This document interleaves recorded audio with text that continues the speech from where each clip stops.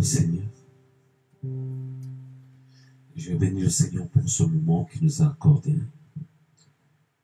Non, que son nom soit glorifié. Je vous salue tous, toutes les personnes connectées encore en ce moment-ci, pour qu'ensemble nous puissions passer ce moment devant le trône de grâce de notre Dieu et passer un moment dans la prière, passer un moment dans le partage biblique. Et je crois que le Seigneur, dans sa préscience, dans sa miséricorde, il va faire du bien à une personne. N'hésitez pas de partager la vidéo. N'hésitez pas de le faire. Je salue toutes les personnes qui sont là pour ensemble nous puissions célébrer le nom de notre Dieu glorieux. Shalom, Laura Kanyuka, LKV. Waouh, que Dieu te bénisse. Et je salue également toutes les personnes qui vont nous rejoindre.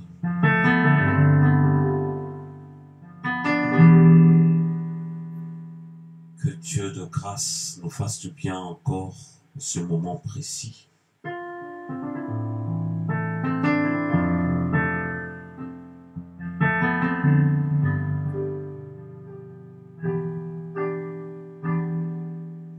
Alléluia, alléluia.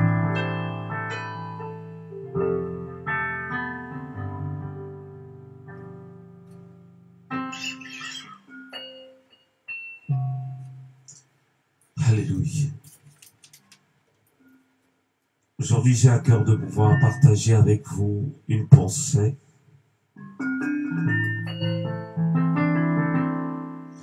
Mais avant cela, j'aimerais en fait qu'on adore le Seigneur ensemble.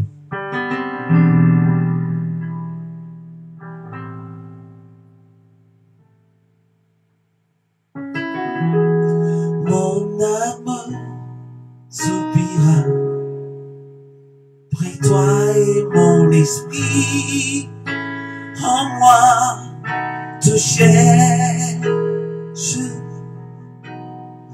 Toi seul est le désir de mon cœur et je vis pour t'adorer.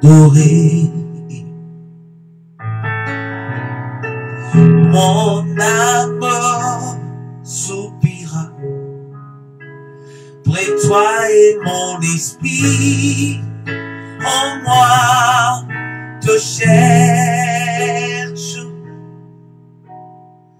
Toi seul est le désir de mon cœur et je vis pour t'adorer.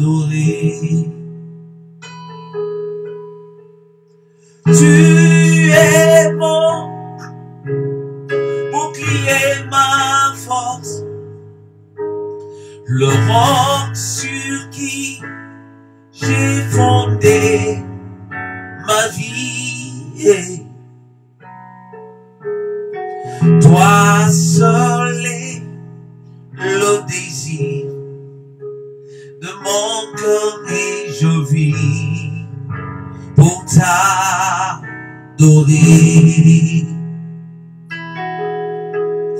Tu es mon bouclier, ma force, le roc sur qui j'ai fondé ma vie.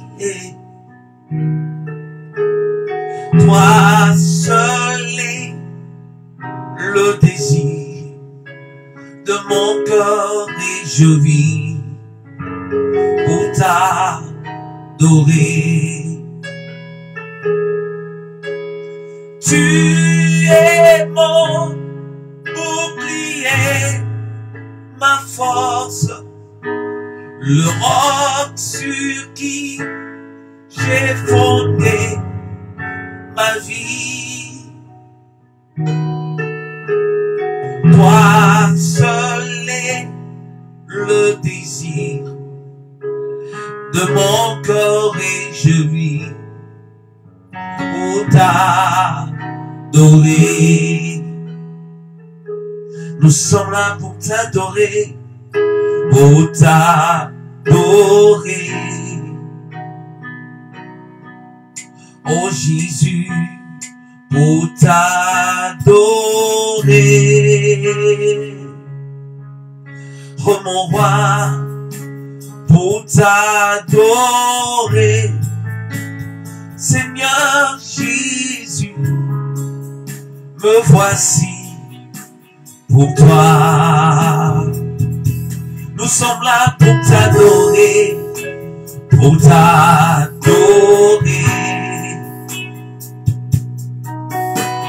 Mon Jésus, pour t'adorer. Mon roi, pour t'adorer. Seigneur Jésus, me voici pour toi. Nous sommes là pour t'adorer, pour t'adorer. Avec nos voix, pour t'adorer. Nous sommes là pour t'adorer, Seigneur, pour t'adorer. Seigneur Jésus, me voici pour toi. Nous sommes là pour t'adorer, pour t'adorer. Avec nos cœurs et nos voix, pour t'adorer. Nous sommes là pour t'adorer, Seigneur, pour t'adorer. Seigneur Jésus, me voici pour toi. Oh Jésus, rejetons de David, alléluia, l'agneau immolé, lion de Juda,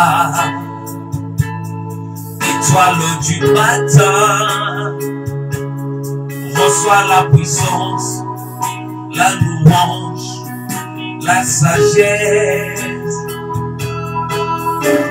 la force, l'honneur et la gloire. Oh Seigneur, oh, alléluia,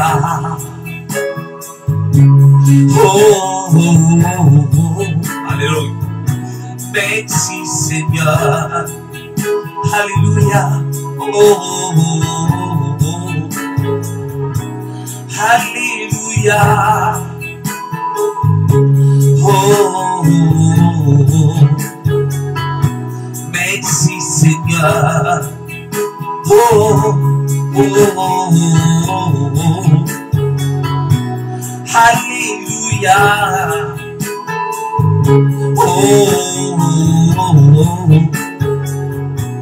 merci Seigneur.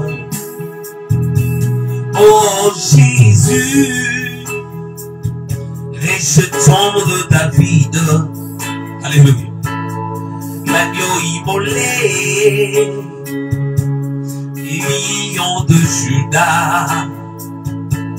l'étoile du matin, reçois la puissance, la louange, la sagesse, la force, l'honneur et la gloire. Oh Seigneur, oh, alléluia, oh, merci Seigneur, oh, alléluia, oh,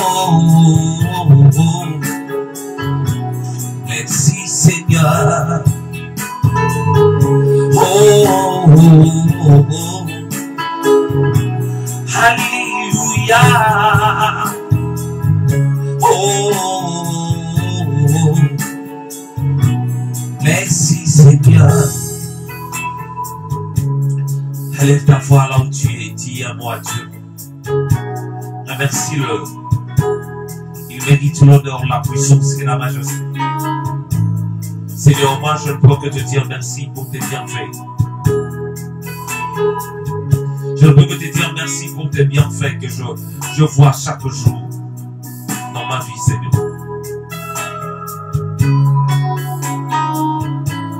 Alléluia. Merci pour ta bonté qui se renouvelle chaque matin, Seigneur. Alléluia. Merci pour ta grâce qui abonde. Merci pour ta miséricorde, Seigneur mon Dieu. Merci pour tes bontés qui se renouvellent chaque matin. Merci pour ta protection, Seigneur, sur moi, sur ma vie, sur ma famille, oh Dieu. Tu gardes mes proches, tu gardes, Seigneur mon Dieu, ma fille. Tu gardes mes frères et sœurs, mes neveux et nièces, mon Dieu. Tu combats en notre faveur en nous donnant justement la victoire. Alléluia, alléluia.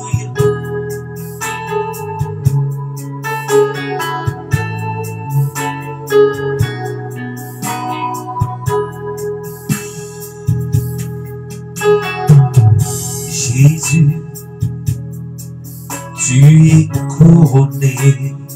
Alléluia. Tu es proclamé roi. Présent au milieu de nous. Nous t'élevons par nos chants. Nous t'adorons et nous t'exaltons. Viens établir ton trône éternel. Par nos louanges, nous t'invitons. Viens Jésus, prends la place du roi. Jésus, tu es couronné. Tu es proclamé roi. Présent au milieu de nous. Nous t'élevons par nos chants. Nous t'adorons et nous t'exaltons. Viens établir ton trône éternel. Par nos louanges, nous t'invitons. Viens Jésus, prends la place du roi. Et viens Jésus, prends la place du roi. La place qui t'est due. Viens Jésus, prends la place du roi. Oh Jésus, viens Jésus, prends la place du roi. Dans nos familles, prends, viens Jésus, prends la place du roi. Dans nos cœurs, prends, viens Jésus, prends la place du roi. Dans mon travail, prends, viens Jésus, prends la place du roi. Seigneur, nous voulons encore que je prenne cette place qui t'est due. La place que tu mérites, Seigneur. Dans nos cœurs, dans nos foyers, dans nos familles, dans nos entreprises. Oh Dieu, dans nos projets, nous voulons que tu domines. Dans nos assemblées, partout où nous nous réunissons, Seigneur, pour pouvoir élever ton trône glorieux. Ma prière est que tu sois le premier. Que tu sois le dernier. Manifeste-toi, ô Dieu.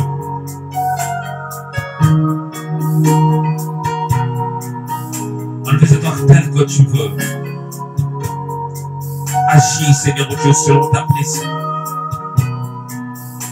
Agis selon ta volonté, ô Yeshua.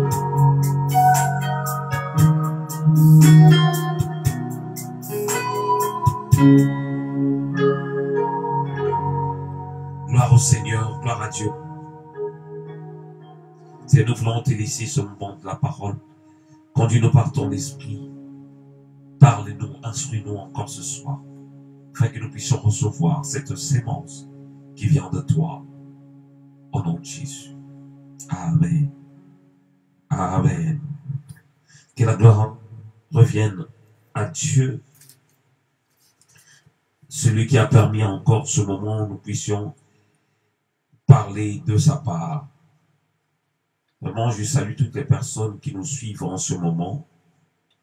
C'est vrai que je n'ai pas eu le temps de partager, d'inviter d'autres personnes, mais je crois que si vous pouvez le faire, ça serait une très bonne chose. Ce serait une très bonne chose et je crois que le Seigneur va bénir une personne. Vraiment, j'aimerais entrer tout de suite dans cet enseignement que le Seigneur a déposé dans mon cœur. Comme surtout pour certains, vous qui regardez, vous voyez le thème que nous avions commencé depuis un moment.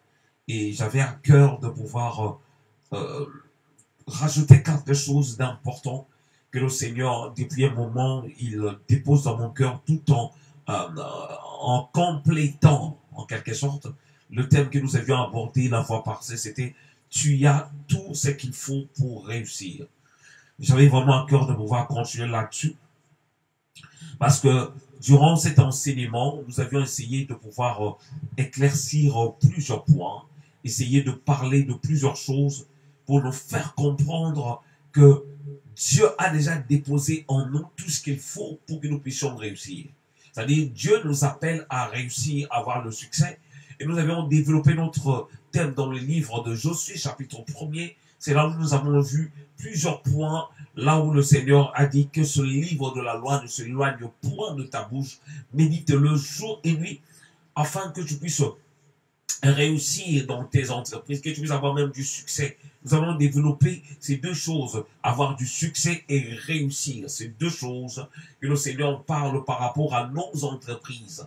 Quand on parle d'une entreprise, c'est-à-dire de tout ce qu'on peut entreprendre comme projet, quelque chose qu'on peut mettre même en place, c'est-à-dire le Seigneur veut la réussite dans ce qu'on fait ou ce qu'on a envie de faire.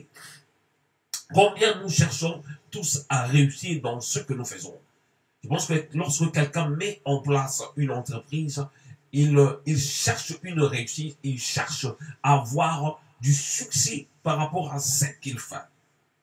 Mais aujourd'hui, prochainement, si le Seigneur le permet, nous allons y revenir. C'est un peu de retourner depuis Josué, là où le Seigneur nous a, que nous avions vu justement la fois dernière. Mais pour aujourd'hui, j'aimerais qu'on puisse parler de quelque chose de particulier. Le terme, c'est le potentiel. Le potentiel. Pourquoi parler de ce terme? Le potentiel.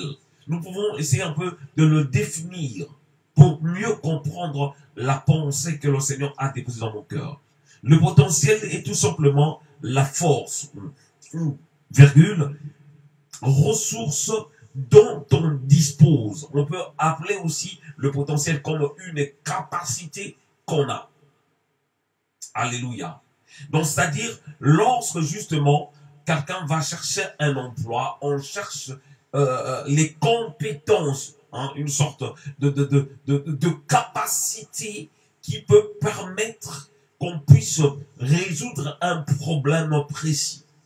Donc ça veut dire, dans une entreprise, par exemple, de bâtiment, lorsqu'on a besoin d'un maçon, on va chercher quelqu'un avec les capacités, avec le potentiel, avec des compétences pour pouvoir travailler dans la maçonnerie. Mais c'est important, même ici en France, dans certains endroits, on ne peut pas embaucher n'importe qui si on n'a pas des compétences, des qualités, des qualifications, si on n'a pas des capacités, si on n'a pas de ressources dont l'entreprise a besoin. Alléluia, c'est ça justement, c'est la raison pour laquelle j'ai nommé justement le message de ce soir, le potentiel.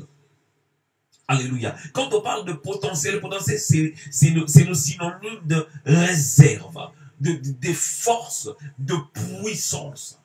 Alléluia. Le potentiel, c'est le synonyme de réserve. Qu'est-ce que tu as en réserve? Qu'est-ce que tu as comme force? Alléluia. Qu'est-ce que tu as comme puissance pour résoudre un problème, pour apporter quelque chose de plus?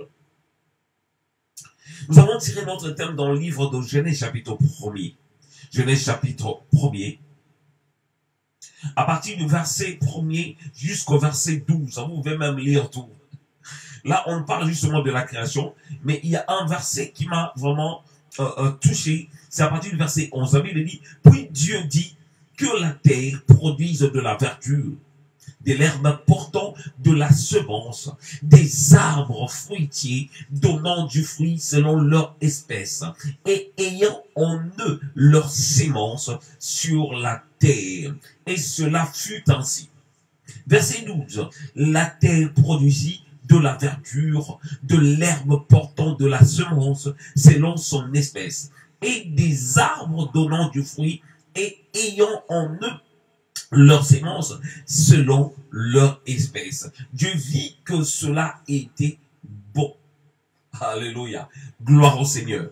C'est-à-dire, nous avions lu dans le livre de Genèse, chapitre 1er, à partir du verset 11 jusqu'au verset 12. Si vous commencez à partir du verset 1er, vous allez comprendre en fait comment Dieu avait créé les choses. Dieu disait et les choses se réalisaient. Et ce n'est qu'à partir du verset 11 où le Seigneur a parlé de quelque chose qui nous intéresse pour ce soir. La Bible dit, puis Dieu dit que la terre produise de la verdure.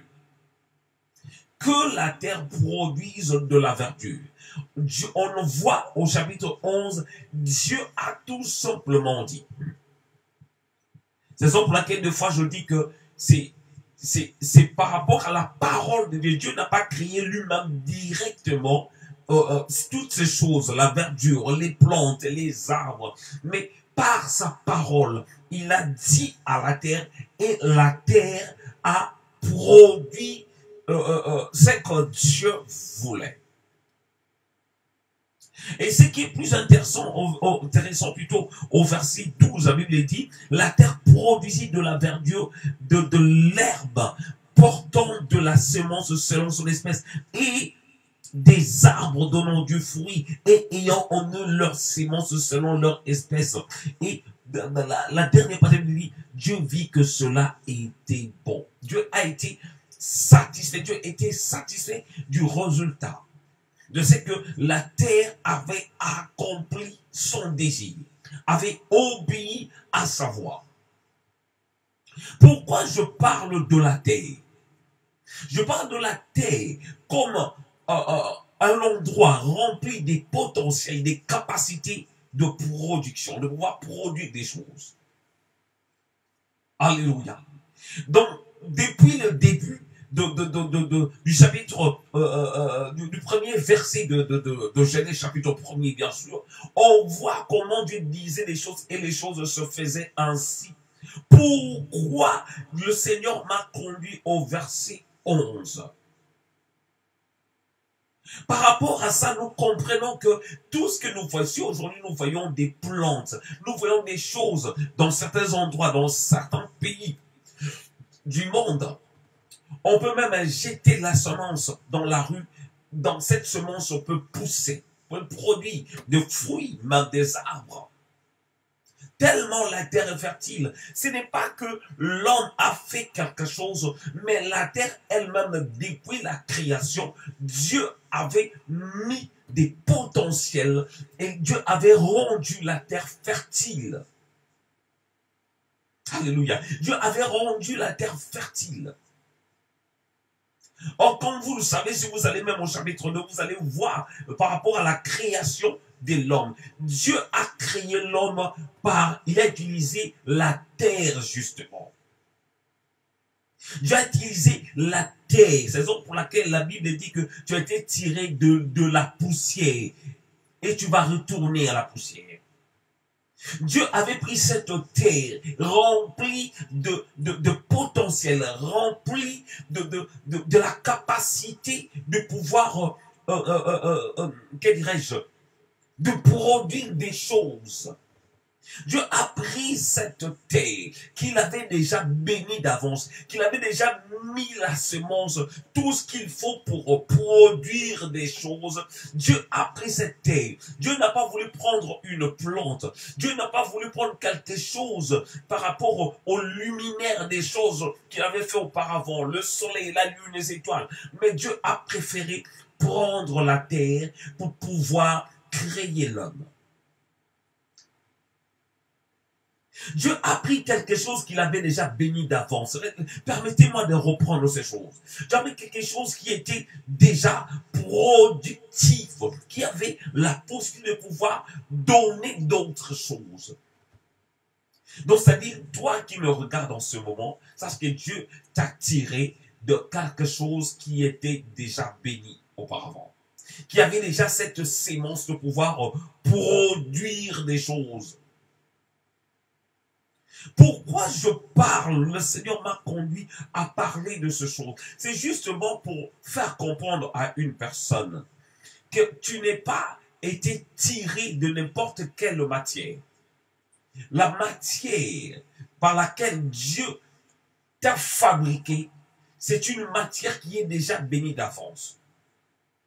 C'est-à-dire, en toi, tu as la possibilité de pouvoir produire des grandes choses. En toi, tu as la capacité de pouvoir, que dirais-je, réussir, progresser, produire des choses. En toi, tu as la capacité de réussir, d'avoir du succès dans tout ce que tu peux entreprendre. Cela est déjà en toi. Tu n'as pas besoin forcément qu'on te dise que tu es béni, qu'on puisse t'imposer pour dire que tu es béni. Depuis déjà la création, tu as été déjà béni car la matière première qui a permis à ta fabrication, à ta création, cette matière première a été déjà bénie. Je vais dire à une personne, tout simplement que, bien-aimé, il faut que tu puisses rendre compte de ce que Dieu a déposé en toi. Moïse avait un bâton, mais il ne savait pas que ce bâton pouvait se transformer en serpent. Dieu est capable de nous donner des choses. Il a donné. C'est pourquoi j'aime beaucoup ce parabole des talents, en fait. Où le maître avait donné des talents à ses serviteurs. Il a donné au premier 5. Au deuxième, il en a donné 2. Au troisième, il avait donné un seul talent. C'est comme en chacun de nous. À chacun de nous, le Seigneur a déposé des choses précieuses. Certains ont plusieurs talents. En ont reçu plusieurs. Il sait faire telle ou telle autre chose. D'autres peut-être moins maîtrisent seulement une seule chose. Mais que fais-tu avec ce que Dieu a déposé en toi? Que fais-tu avec ce que Dieu t'a donné comme capacité? Nous ne sommes pas appelés tous à faire la même chose.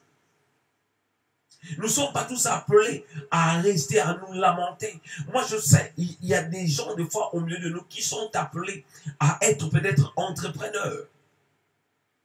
Mais ces gens-là s'intéressent au ministère parce qu'ils veulent être comme tel pasteur, comme tel autre pasteur, comme tel autre prophète. Mais le Seigneur ne leur appelle pas dans le ministère étant que conducteur d'une église. Mais le Seigneur leur appelle à être prospère dans un autre domaine pour pouvoir soutenir son ministère.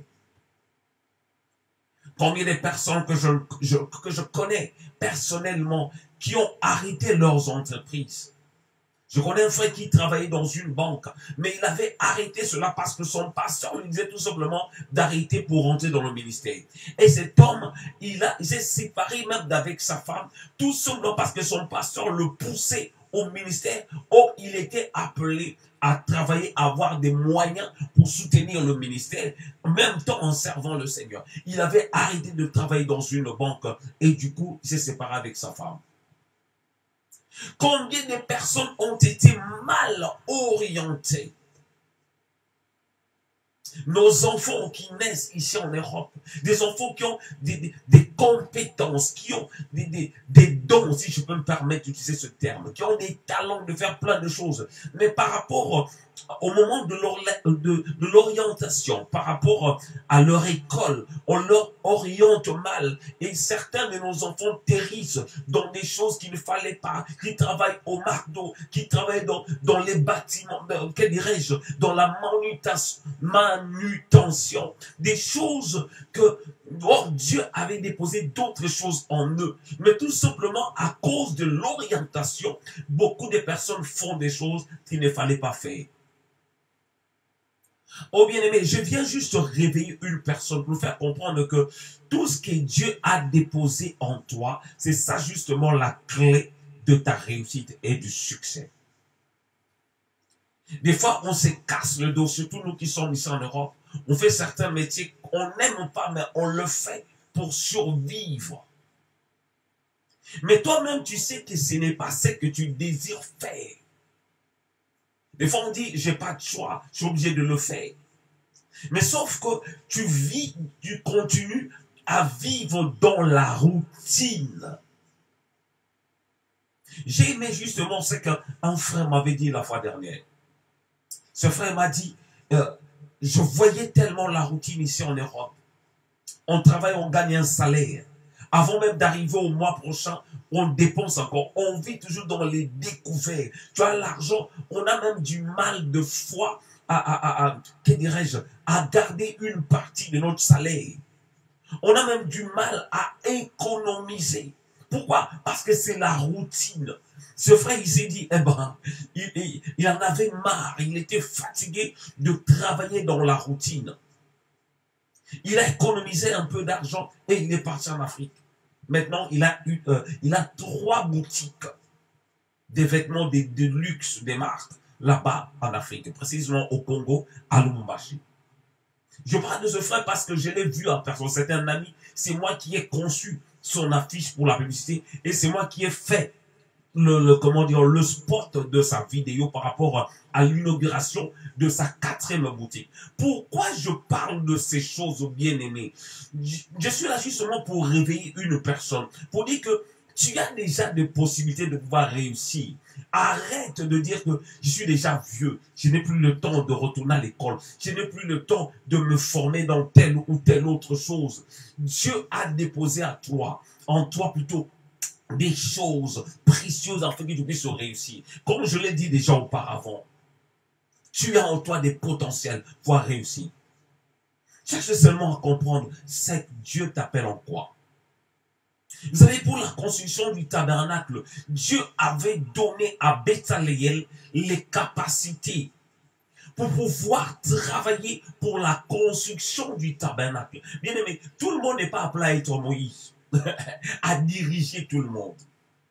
C'est la raison pour laquelle il y a des gens qui empoisonnent les autres, surtout en Afrique.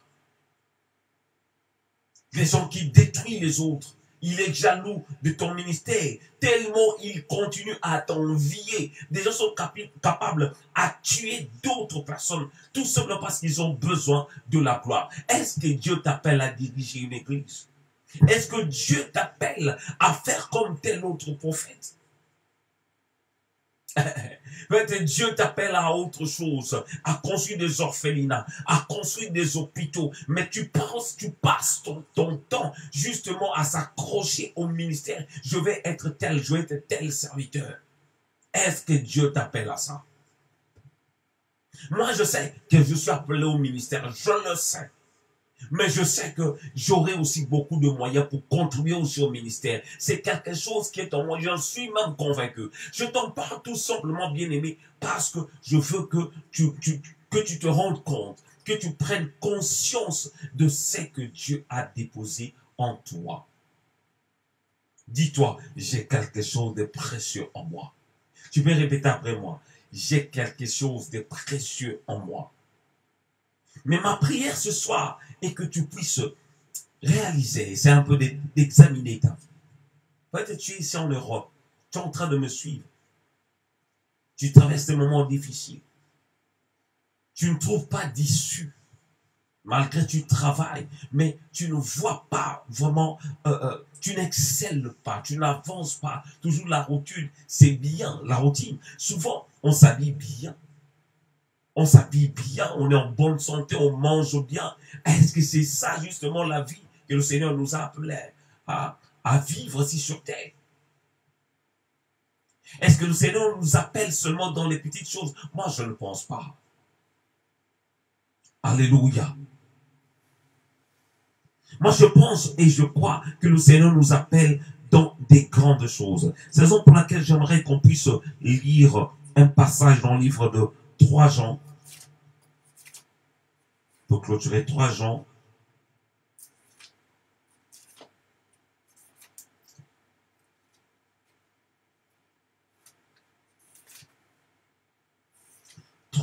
Chapitre 3 Jean 1.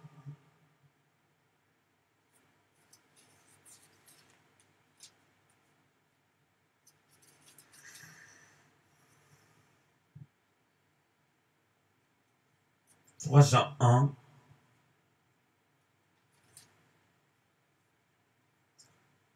3 Jean 1, 2.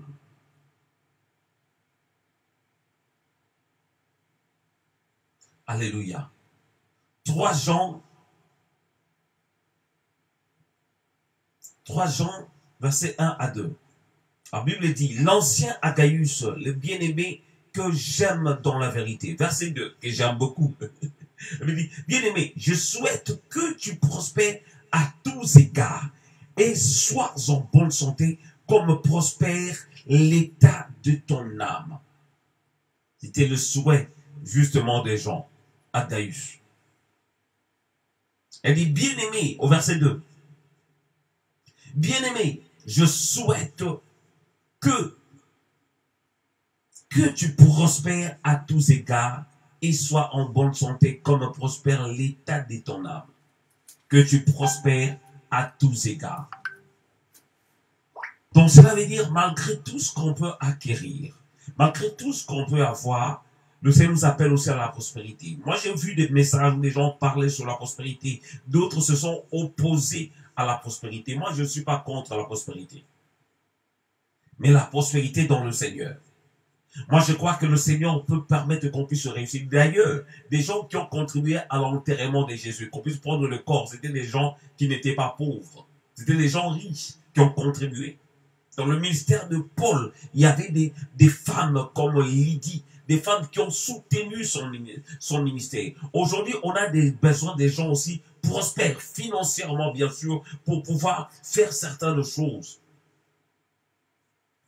J'ai appris un prédicateur, on s'opposait de lui parce qu'il était parmi ceux qui prêchaient sur la prospérité. Mais cet homme, c'est lui qui a envoyé ses jets privés chercher des chrétiens maltraités en Afghanistan et ailleurs. Il a envoyé ses jets privés. Lorsqu'il parlait de la prospérité, beaucoup de gens s'y opposaient. Mais il a envoyé ses jets privés. Et toutes ces personnes qui s'y opposaient, est-ce qu'ils ont envoyé leurs jets? Non. Lui, comme il avait des moyens, il a pu aider. C'est une manière de dire que, bien aimé, nous servons le Seigneur.